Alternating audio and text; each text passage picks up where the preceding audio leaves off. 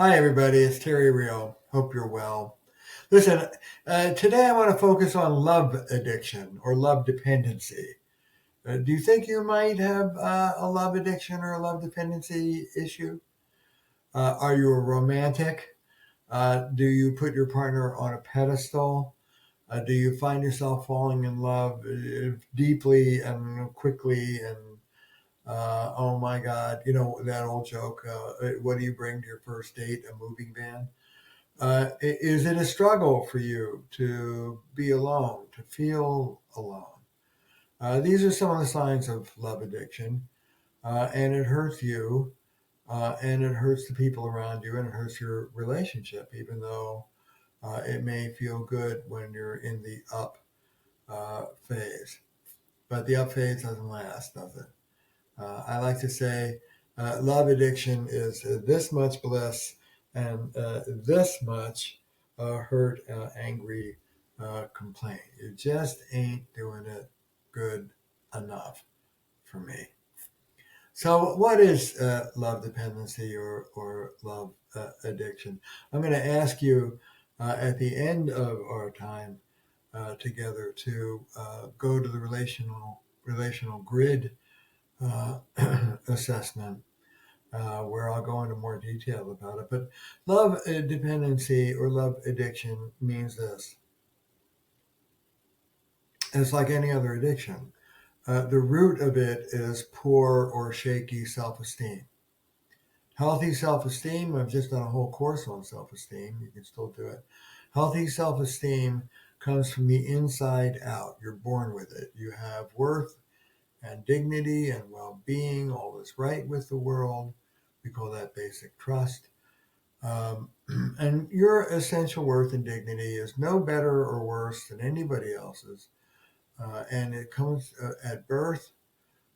It is your birthright. It is a part of our nature or God given, whichever you prefer. You're here and all is well, and you are worthy, you have meaning, and you matter, and you're connected in this world, and you deserve to be. That's healthy self esteem.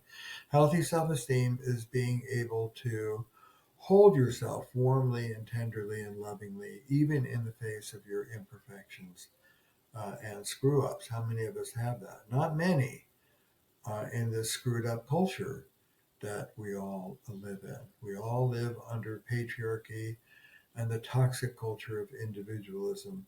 And we don't have a good relationship to ourselves. And we don't have good relationships with others, even though we're obsessed with trying to. We don't really have the tools. So let's get to it today. When you don't have a solid sense of self esteem, I'm okay, the world is okay, there's a sense of well being just being here as I go through my day. If that is shaky or non existent, then you can turn to the object of an addiction to make you feel better. You can self medicate that shaky sense of self by supplementing it with something that stabilizes you. For men, a lot, it's accomplishment, achievement, performance based esteem. I have worth because of what I have. For everybody in Western culture, it's attribute based esteem. That's what the advertising business runs on. Buy this car and be a person of wealth and worth and distinction. I have worth because of what I have. Two forms of outside in self esteem that never work very well, but very common in our culture. The one that I'm interested in today, we call other based esteem. I don't have a solid sense of self esteem, but I don't have to because I'm supplementing my shaky sense of worth with your sense of love and tenderness for me. If you feel good about me, I feel good about me, and all's well with the world. I am using my partner, whoever I'm love addicted to. It could be a professor at school, it could be a boss at work, it could be one of my own kids, but most often it's my intimate sexual partner. If you have warm regard for me, then all is well with the world. I am using you as what I call a self-esteem dialysis machine.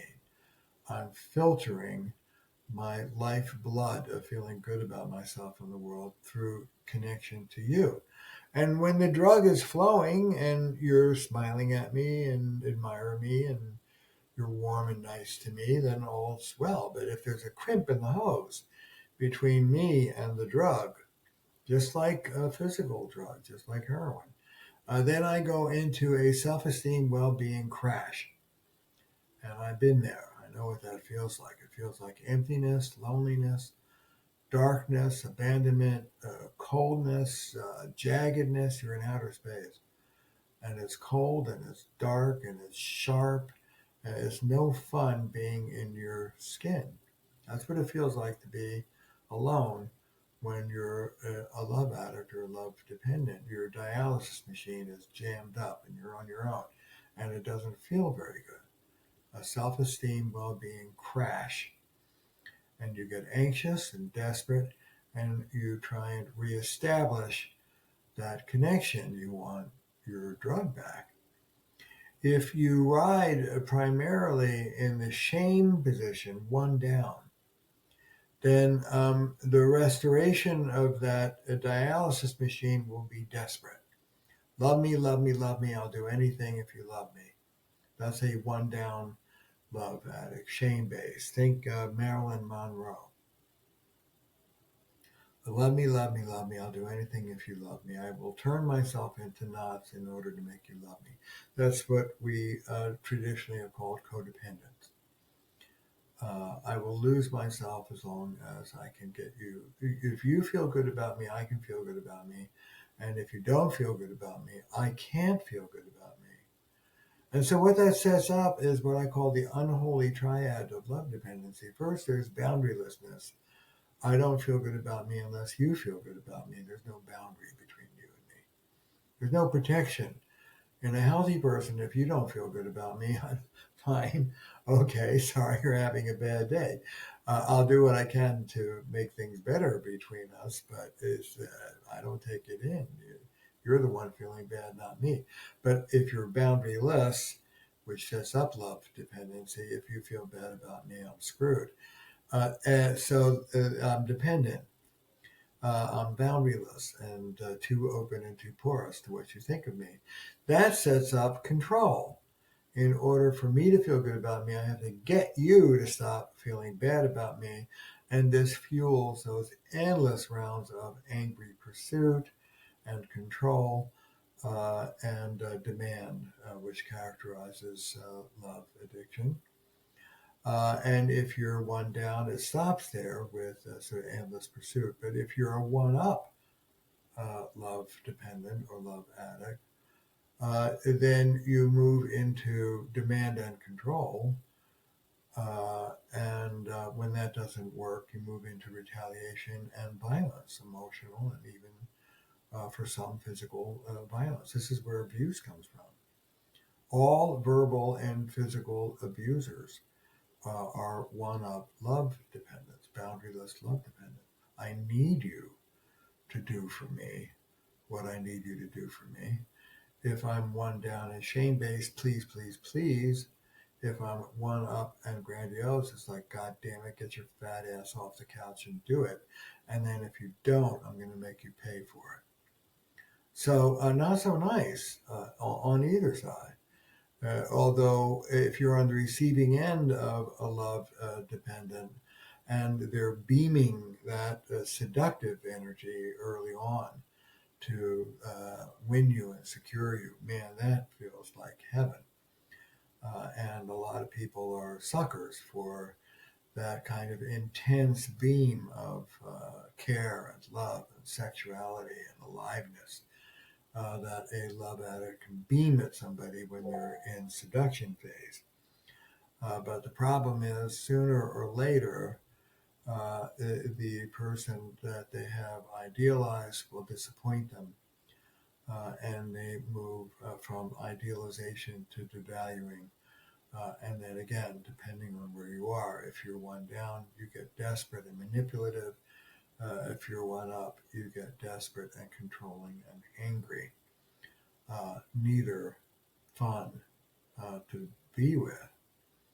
What sets up this whole thing is the childhood wound of abandonment. If you are a boundaryless love addict, the odds are very good that you were emotionally abandoned and maybe even physically abandoned as a kid. It could be that you were with a parent who was unavailable. If you're heterosexual, often the opposite sex parent, but not always. And you came out of that childhood hungry. You didn't get approval, you didn't get empathy, you didn't get connection, you didn't get love, and you're starving. And so you're looking for it. It could also be that that's if you were with a parent who was overtly walled off, somebody who was disconnected and not available to you. Mommy, I hurt my knee. Well, let me just finish my martini and I'll be over to talk with you about it. That is a walled off parent and an abandoned child. So the essential wound that sets all this up is abandonment. It can be overt. Let me drink my martini and then I'll come see you. It could be covert. It could be implicit. Somebody can be, a parent can be intrusive with you and emotionally abandoning at the same time. You could be the hero child. And you're great as long as you service them. But if you have any needs of your own, they're not going to be attended to. So some of these things can be subtle. But by and large, the wound that sets up your dependency is abandonment, shaky self-esteem. What does abandonment mean? You see, remember that what sets all this up is trauma. And you don't remember trauma, you relive the trauma. As many of you heard me say 1,000 times, the combat vet doesn't walk down Main Street, hear a car backfire, spin around like he's got a gun in his hand. He is not thinking, oh, I'm walking down Main Street remembering combat. Viscerally, whoosh, the wave comes up in his body. He is back in combat. You don't remember trauma, you relive it. And so the way it works is that if something in the present is enough like something that happened in the past, like the car backfires, there's a superimposition of past and present, and you're back in the past. You lose the present, and your body is reacting like you're a little kid. And what happened to you back then is happening to you now. You don't get left, you get abandoned. And this is an important distinction. Adults don't get abandoned. Let me say that again. Adults don't get abandoned. Unless somebody drops you off in a desert island somewhere, you're not abandoned, you're left. Left means I feel bad, I feel lonely, I feel sad, I wonder if I'm ever going to find another partner again. This person was so perfect. That's all left. Abandoned is I'm going to die. And indeed, abandoned children die. Not just physically abandoned children, but emotionally abandoned children die. There's an incredible article called Hospitalism. Renee Spitz back in the 50s consulted to orphanages, and these babies were swaddled and fed and burped and held, but they weren't interacted with. They weren't talked to. They weren't loved. And like a third of them died. Failure to thrive syndrome. So we need love. And what happens to you if you were a child who was emotionally not connected with, not attuned to, is when your partner turns away, you get flooded with that early ego state. This is what we call the wounded child part of you. And then the adaptive child part of you, the part of you that you created to cope back then, comes into play. Don't worry, wounded child, I'll take care of this. and then you move into your shtick. Again, if you're more of a one down codependent, you will pursue, pursue, pursue. If you're more of a one up love addict, you'll demand, control, and retaliate. And there you are. How do we get out of this? Well, you have to do some work. You have to do some work with that impoverished, I'm going to die little part of you. You have to turn to that little boy or little girl and encircle them, hear them, listen to them, and reparent them. And you can do that in a big dramatic way in a therapist's office or in a group, a week-long workshop to do deep trauma work. You can do it with EMDR, a form of trauma work. Uh, Turning and facing that little boy or little girl is a very dramatic work that you can do under supervision with somebody. But that's not the be all and end all. It's really to set you up to begin to do that work with that wounded part of you every day.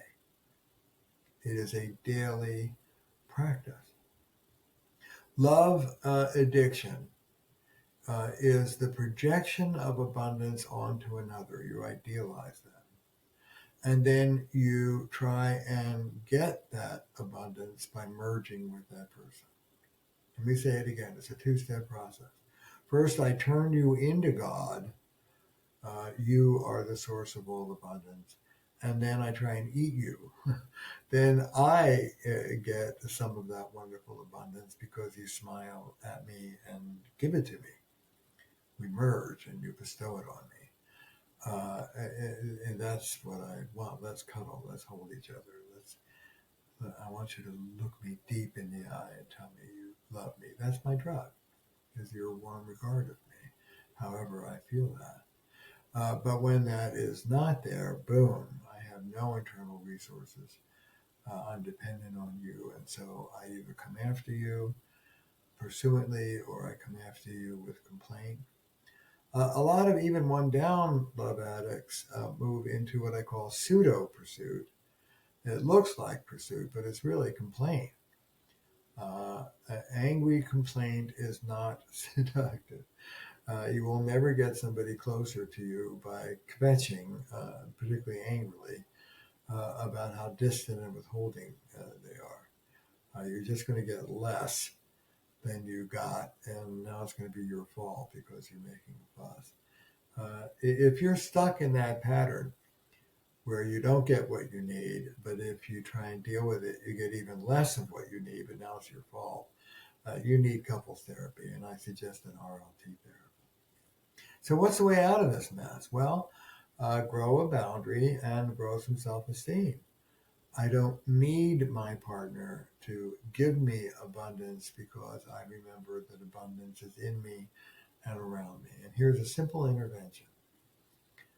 I came up with this in my own life with Belinda. I call this remembering abundance. And I want you to do it right now with me. Take a moment, close your eyes, and find a good breath. And it may take you 2 or 3 breaths to find a really good one. Now, with your eyes closed and focusing on your breathing, I want you to take this in. The breath that's coming into your body right now is sweet. Feel the sweetness of it. It's rich. It's full. Feel the richness of it. Here we are, you and me, talking together. What a privilege. What a high level endeavor to be looking at how to cure love addiction in our lives. And for most of us listening, no bombs are dropping. Our lives are not being imminently threatened. We have enough to eat. We have shelter and food. We're reasonably healthy. We're not imminently dying. We're not in excruciating pain. This moment is abundant. Right here. This breath is abundant. Listening to these words is an experience of abundance. I used to think if Belinda got mad and stormed out of the room that she took all the abundance of the world with her. And I was like, there's no air in my lungs, and I'd have to go chase her. But now I sit down just like you are right now, eyes closed, here, feeling the breath, remembering that abundance is in you, around you, as part of this moment, and no one has it, and no one can walk off with it. It's right here. Can you feel that?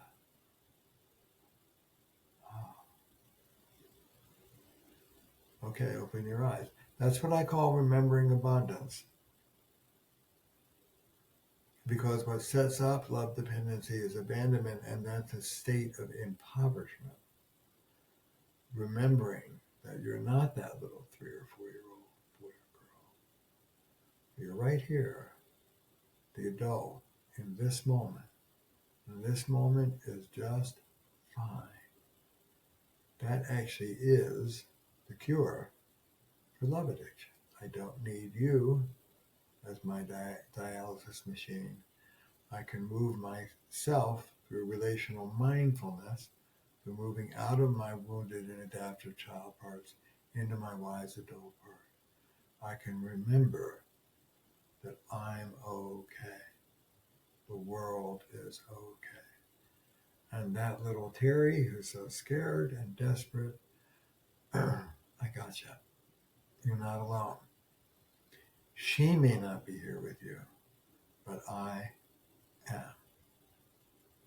The cure for love addiction and love dependency is learning to keep yourself good company. Okay, that's enough for now. If you want more, go into the relational grid assessment, and I talk about this in more detail. For those of you looking at the grid, if you're love dependent, you're on the right hand boundaryless side, either one down, shame-based and desperate, or one up, entitled, grandiose, and not so much fun to be around. Come down if you're one up. Come up if you're one down. Grow a good boundary, not a wall. Be connected and protected at the same time. You'll learn how to do all of that as you do this work. Enter into the circle of health. As my pal Carol Gilligan says, you cannot love from the one-up, demanding, controlling, retaliating position. You cannot love from the one-down, desperate, codependent, I'll do anything if you make me feel good about myself, what do you need?